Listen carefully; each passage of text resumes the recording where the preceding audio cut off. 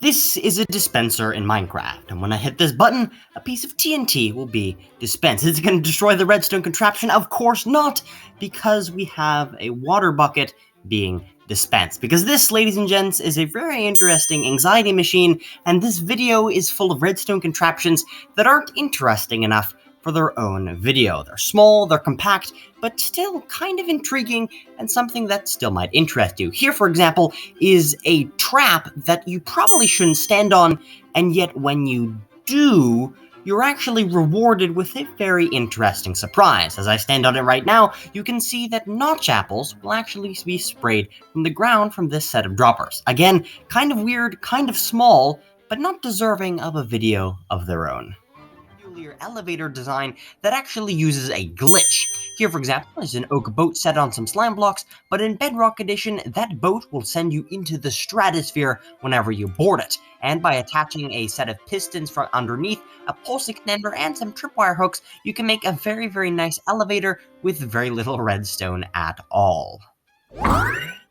Over here was my attempt to make a snowball defense station, which before you click off the video, because you might think is a weird thing, let me show you something. Already ready? Welcome to Bedrock Edition, right, where we have flaming snowballs. Flaming snowballs. How does that make any sense?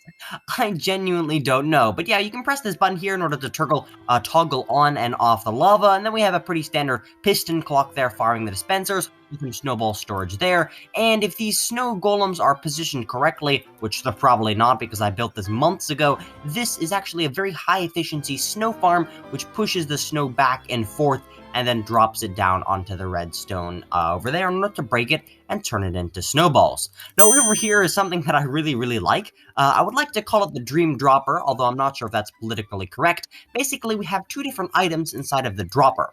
Ordinarily, this would be a 50-50 chance, but using a little bit of redstone, we can actually engineer it so that we will only ever get an ender pearl shot out of that dropper. And that is because we have a system of hoppers underneath, which will then take an item out of the dropper, which will take the nether rack out of the dropper, and then we will place inside the nether brick as soon as we finish firing the ender pearl out. It doesn't matter what order these two things are in, we will always get an ender pearl out. So whether you want to bet on your friends on a supposedly random drop or anything like that, that is completely up to you. But I really like how compact and how nicely designed something like that is.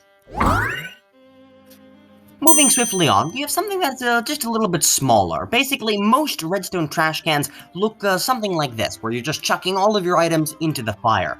But what if you wanted to be more environmentally conscious, more eco-friendly? Well, my friends, this is the redstone contraption you would use. Because basically, by using a combination of pistons and composters, we can actually filter between compostable items, which will then be composted and put into this chest here, and non-compostable items, which will be put inside of this chest here.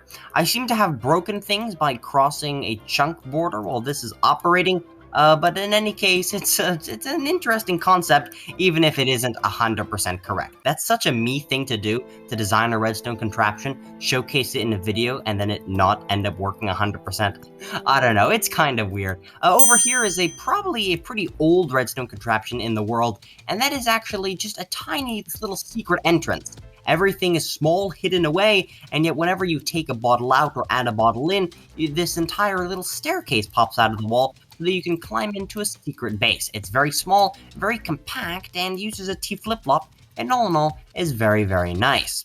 Now, over in the distance there isn't actually a redstone contraption, but rather an oddity of the Minecraft world. For example, here is a minecart with hopper with some various chorus fruits inside of it, and these are actually named some very weird characters.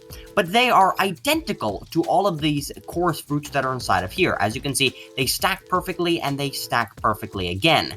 And yet, for some bizarre reason, the minecart doesn't actually pick them up. They're still inside of there, and we can still pick them up again.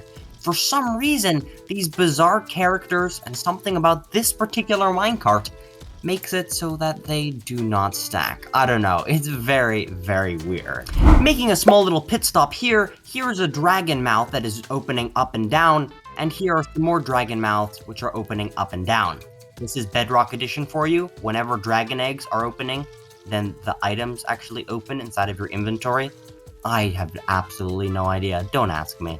Oh, one more thing. Here is actually a redstone contraption which will work 100% of the time or 0% of the time, depending on which input you use. Here is a lever, and this double piston extender will work absolutely perfectly. And if you use this lever over here, it will never work. And the reason why is because of a repeater. Bedrock Edition, what are you doing? Can you fix your stuff, please? Please, thank you so much. This is another interesting one. Again, not very practical. I believe I called it the speedrunner's worst nightmare, because you come to the entrance portal of the portal room, no idea what I'm trying to say, and by placing in the last eye, right in front of your eyes, the entire end portal is completely removed. It's a very weird mechanic, but the first thing I want to talk about is that, did you know that end portals can actually be read by comparators if they have an ender eye in them? I certainly didn't know that. But basically, what we're doing is we're using a very interesting mechanic that I believe I discovered by myself, and that is portal logging. Similar to how water and another block can occupy the same space, say by waterlogging a slab, portals and piston heads can actually occupy the same block space. But whenever we retract them, where's the lever? Oh, it's over here. Whenever we retract that piston there, it will actually delete the portal space that it was inside of. And this works downwards facing too. And so all of these extended pistons are occupying the portal, and then when we retract them, we completely and utterly destroy them. If you are interested in any of these redstone contraptions that I showcase, consider subscribing, because I have a whole bunch of them up in store for some upcoming videos. In any case, thank you so much for watching, consider subscribing, and take care.